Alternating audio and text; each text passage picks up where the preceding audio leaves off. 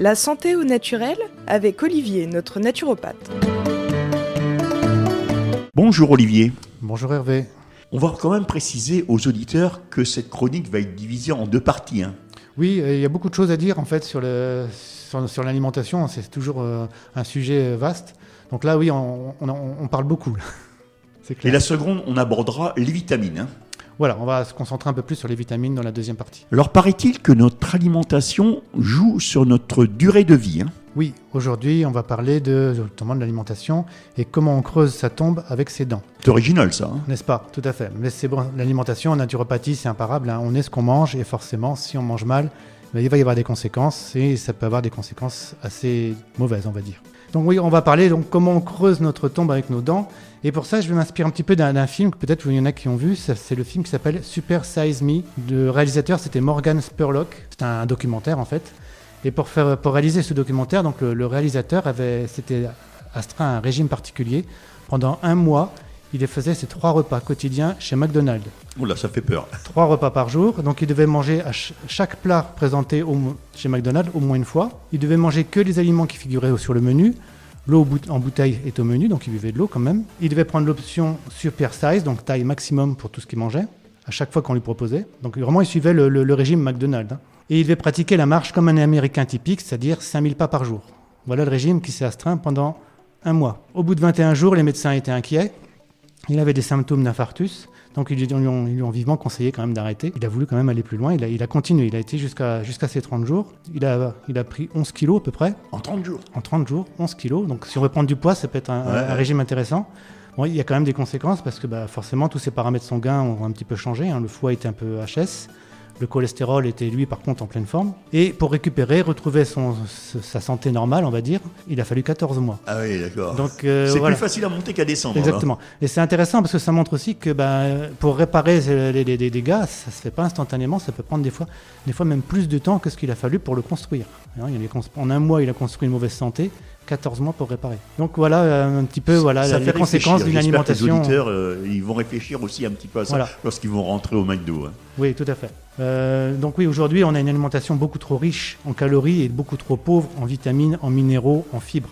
C'est un petit peu ça le souci. Et c'est sûrement ça qu'il faut augmenter aussi. Ça vient aussi un petit peu de la pauvreté des aliments en vitamines, minéraux. Ça vient aussi un petit peu du mode d'agriculture intensive. On parle un petit peu d'agriculture en ce moment, justement. Mais les sols sont épuisés à force de la culture, du mode de culture, on va dire, du XXe siècle. Et du coup, les légumes, les fruits ont moins de vitamines, moins de minéraux. Il y a des analyses qui ont été faites par rapport aux années 50. Il y a eu une baisse quand même très importante. Ça veut dire qu'aujourd'hui, pour avoir la même quantité de vitamines, il va falloir en fait manger plus. Tout simplement, plus de vitamines, plus de fruits, plus de légumes. Deuxième chose qui va être importante, c'est le sucre. On mange beaucoup trop sucré aujourd'hui. Le sucre blanc. Oui, en général. Le sucre en général. Surtout le sucre blanc. Le sucre en général, ça inclut les fruits. Ça reste du sucre, je suis d'accord, mais pour moi, c'est quand même un sucre qui est moins embêtant. Mais ça reste du sucre. Des fruits trop sucrés, c'est quand même du sucre. Ça va quand même entraîner un pic de glycémie, donc une réaction du pancréas qui va sécréter de l'insuline. Donc c'est quand même du sucre, les fruits, il n'y a pas de problème.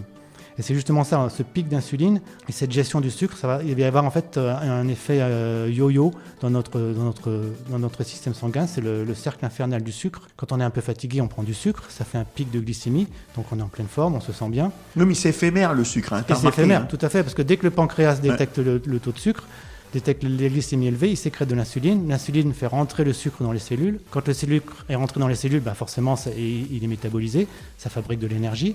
Mais quand il y a trop de sucre, le foie, lui, le sucre, il le transforme en graisse. Exactement, en graisse, qui va être après stocké dans le tissu adipeux, dans toutes les cellules qui stockent le gras.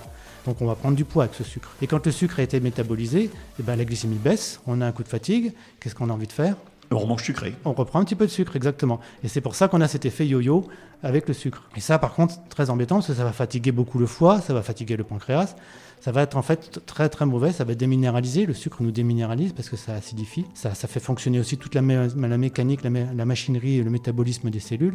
Donc consommation de vitamines, de minéraux. C'est une usure importante. Tout ça parce qu'on a une mauvaise alimentation et on a une mauvaise gestion du sucre dans nos réserves. Le pire, tu vois, c'est que même, on en trouve partout du sucre, il faut le dire. Et en plus, Même en charcuterie, maintenant, il y en a. Et dans le pain, même dans le pain, on peut trouver du sucre. Parce que les bactéries, les levures se développent mieux quand on met un petit peu de sucre. Donc voilà, le sucre, c'est vraiment le sucre, c'est un peu l'ennemi. Hein. Le sucre nourrit la maladie, c'est ce que je dis tout le temps. Et c'est une drogue en même temps. C'est pas évident de diminuer la consommation du sucre. Et pourtant, c'est quelque chose d'important. Oui, parce qu'il ne faut pas oublier que notre organisme en a besoin de sucre. Hein. Oui, exactement. Le corps a besoin de sucre. Mais il y a sucre. Mais pas et autant sucre. que ce qu'on lui apporte à longueur de journée. On en donne trop. Et on lui donne sous une forme qui est trop vite assimilable. C'est ça qui pose surtout le problème. Pour pouvoir corriger un petit peu tout ça, c'est là qu'on voit l'importance de faire des cures de détox, de gérer nos carences, de faire attention. La détox, hein, c'est nettoyer. On permet au corps d'éliminer toutes les toxines qu'on a pu éliminer, qu'on a pu accumuler, je veux dire. Et puis gérer les carences, faire attention quand on manque de calcium, si on manque de magnésium, il faut régler tout ça en mangeant les bons aliments qui vont nous permettre de ne pas avoir toutes ces carences qui ont souvent, comme je le dis, été provoquées par l'excès de sucre. On ne croirait pas, mais le sucre nous carence. Ça va entraîner des baisses d'énergie, ça va entraîner une faiblesse immunitaire, des problèmes de mémoire, d'addiction. Donc tout ça, c'est à surveiller. Par rapport à ces carences, hein, aujourd'hui, 8 personnes sur 10 sont carencées en vitamine D. Donc là, à partir de maintenant, il faut commencer à faire une supplémentation quotidienne, des petites doses, tous les jours, un petit peu de vitamine D. Olivier, avant de se quitter, tu peux me donner ton agenda ? Oui, tout à fait. 7, 8, 9 janvier, préparer l'hiver, donc tout ce qu'il faut faire pour pouvoir garder la bonne santé pendant l'hiver en particulier. Salle Vigreux à Cambronne-les-Rébécourt, cabinet de Noyon et comptoir bio à Compiègne. Dis-moi Olivier, comment on fait pour s'inscrire ? Alors oui, bonne question. Pour aller sur mes ateliers, pour pouvoir participer aux ateliers, il faut aller sur le site internet. C'est naturopathe-noyon.fr.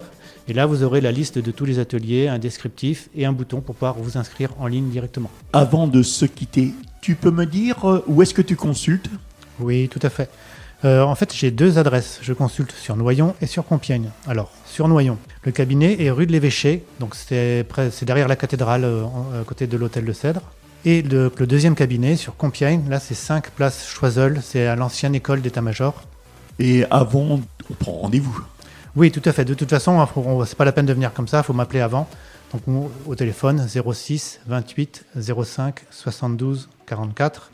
Là, on prend rendez-vous, je vous préciserai l'adresse, parce que suivant les jours de la semaine, ça sera sur un cabinet ou sur l'autre. Donc ce sera en fonction de vos préférences. On peut prendre rendez-vous aussi via ton site ? Après, oui, on peut me contacter via mon site internet. Donc c'est naturopathe-noyon.fr ou naturopathe-compiègne.fr. On peut aussi me contacter sur ma page Facebook, Olivier Villemain Naturopathe. Eh bien, sur ce, je te remercie, Olivier, d'être venu dans les studios de Vive FM. Je te souhaite une agréable journée. Merci Hervé, toi aussi, bonne journée.